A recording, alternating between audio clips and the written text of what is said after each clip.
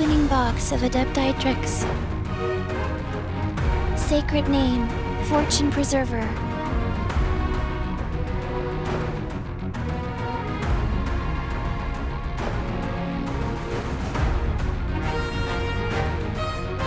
Orders given, orders received. Life goes on. Let me ask you a question. How many 50-50s have you lost to Qiqi? Ever thought about actually getting some use out of her? Honestly, Qiqi has a pretty poor reputation from her constant appearances as 50-50 losses on the limited banner. But as a character beyond that, she is actually still quite good at what she does. Her role in Kit opens her up for a lot of different team comms and opportunities to be creative both with building her and the teams around her. So today, I wanted to give Qiqi a real chance to shine, to let her have the chance that she deserves to see play and be strong. I have a whole bunch of team ideas and different roles for her, including that of a standard healer, a reaction driver, a cryo DPS, and even a pyro DPS. But I'm saving that one for the end. Similar to my Dia video, I wanted to go into her strengths and weaknesses and see what we can take advantage of, what we can shore up, and finally what avenues we can take to get some real use out of her. Now let's get into this properly. Contrary to popular belief, Qiqi does actually have strengths. To start off, she is an extremely powerful healer. With a single button press and a few swings of her sword, you can easily fully heal your entire party. Next is her scaling.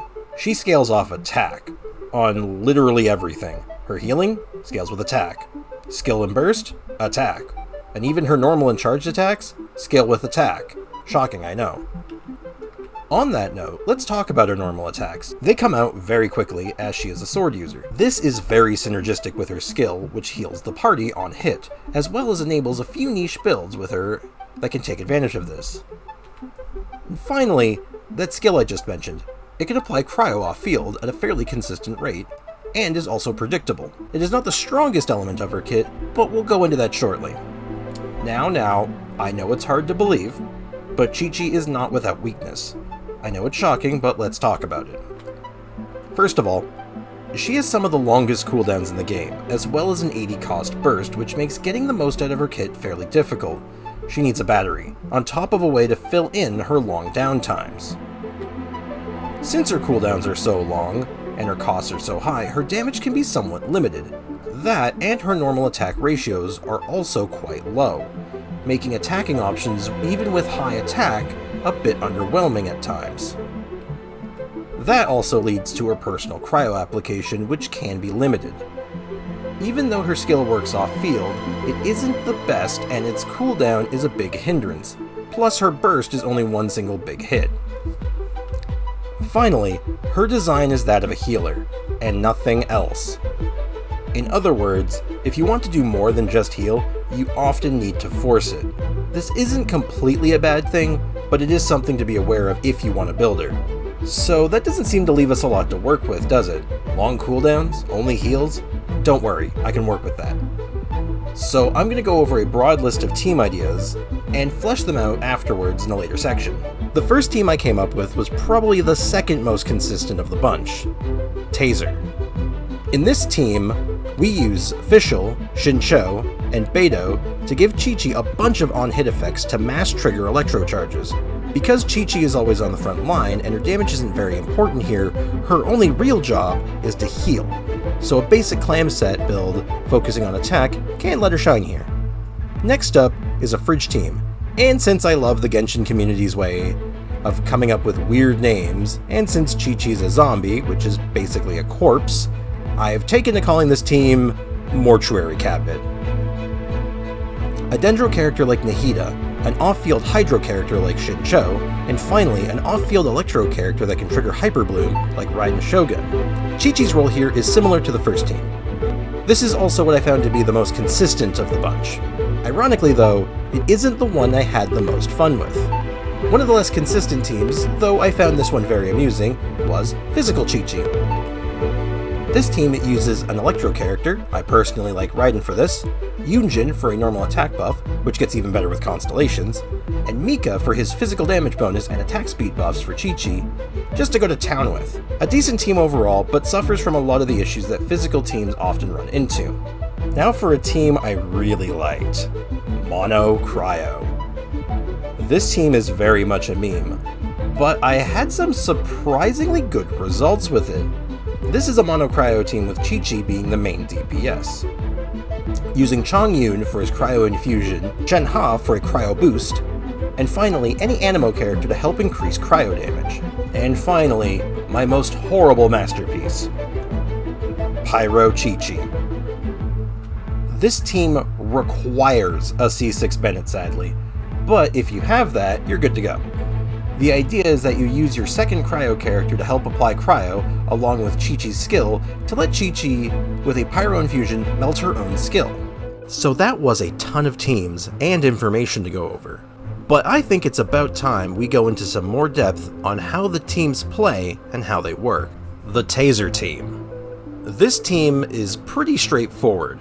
As I have it now, all you will need to do is try to keep Fischl's Oz, Xinqiu's Burst, and Beto's Burst active at the same time, while Qiqi beats the enemies into submission while keeping your whole party at a healthy level. Worth noting that with Xinqiu and Beto specifically, you get a lot of defensive bonuses, meaning your Qiqi is never really in all that much danger, and the healing is just icing on an already delicious cake. Alternatives for this team are pretty generous. Either electro character can be replaced by pretty much any other. Raiden Shogun, Cookie Shinobu, or even Dori can fill this spot in a pinch. As for Xinqiu, any off-field Hydro can pull this off, including Yelan, or Kokomi if you really want to overheal. As a final note, this team does incredibly well against large groups of enemies, but struggles in single target situations, so choose wisely.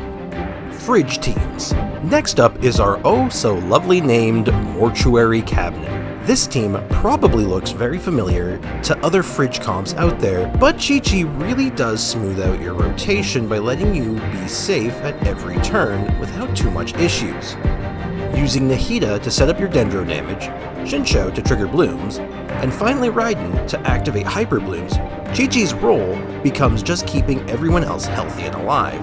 With an ocean-hued clam set, Qiqi can also do a sizable amount of damage with each activation of the 4-set bonus. To no one's surprise, Hyper Bloom does a ridiculous amount of damage, and this setup is one of the best for triggering them. You can even build Raiden with an Elemental Mastery build if you want even more damage. That being said, Raiden can easily be replaced by Shinobu or Fischl. Beto has trouble triggering Hyper Bloom off field sadly. As for Nahida, any Dendro character besides maybe Tignari can fill this role quite nicely. Hydro character replacements are the same as before, Yelan, Kokomi, or any Hydro that suits you. Now this team is a throwback to my physical teams video, and I stand by what I said then. This team is really funny to watch work, and it does work. Honestly, if I had to boil this team down to anything, it's just buff normal attacks, the team.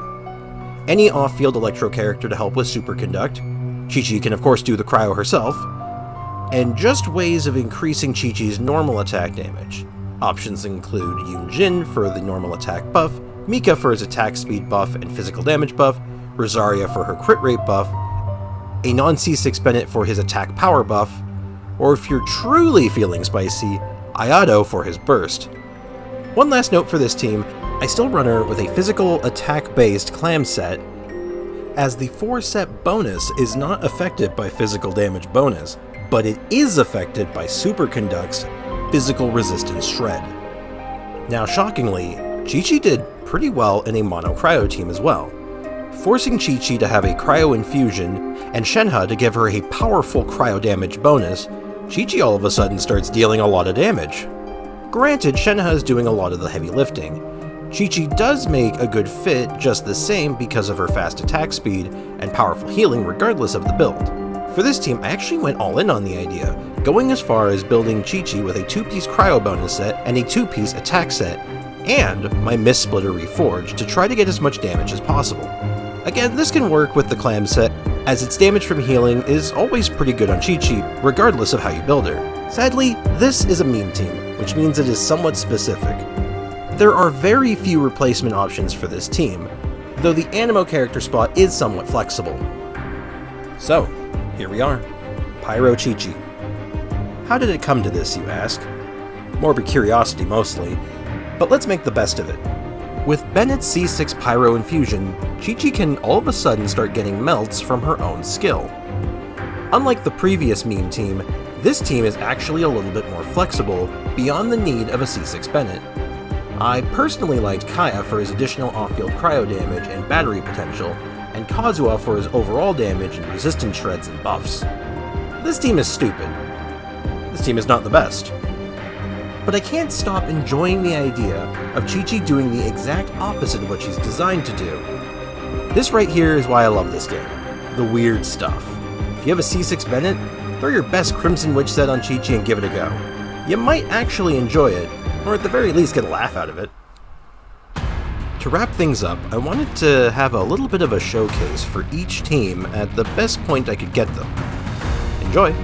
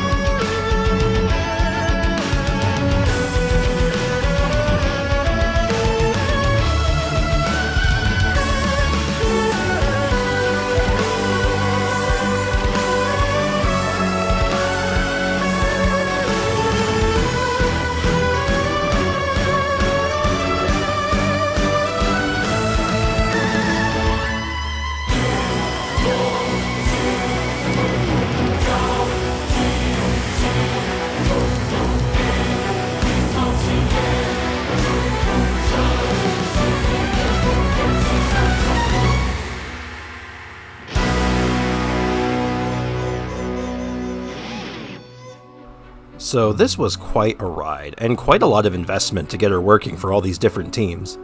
I truly hope that I have inspired at least one person to give Qiqi another chance, and maybe next time you see her on a 50-50 loss, you'll give her a break. I feel weird saying this still, but if you liked the video and think I earned it, please subscribe, leave a like. I do team build videos and all kinds of open discussions all the time. I also stream here on YouTube Monday to Friday at 10 a.m. Eastern Time. Also share in the comments if you use Qiqi and what teams you like to use her on. And also feel free to leave suggestions for ways I can improve my videos or ideas for characters that you'd like to see teams for. Anyway, that was a really long outro. I need to work on these. That's all for me. Cheers.